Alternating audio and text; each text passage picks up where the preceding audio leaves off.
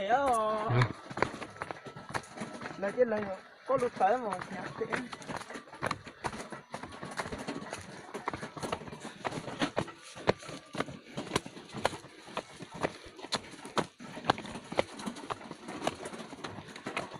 Có thể đây là bait. Tôi đã lấy lom một thằng đó. Chạy ô tao sợ rồi. Wow.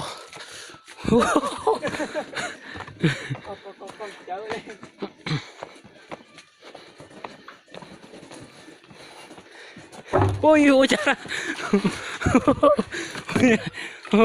À chỉ cho cái đó nó tao bé mà cho bé sữa.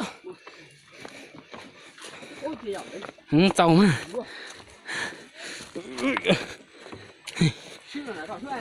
Sức của tao.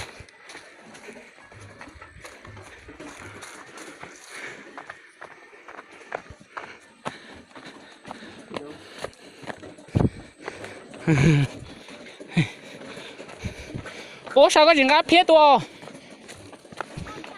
Ngã tua. Thế tôi chị đi. Mới dầu hũ nào có. Máy lọt chuột đi. Mới dầu hũ nào có mà ngã tua. Ôi nhái ơi.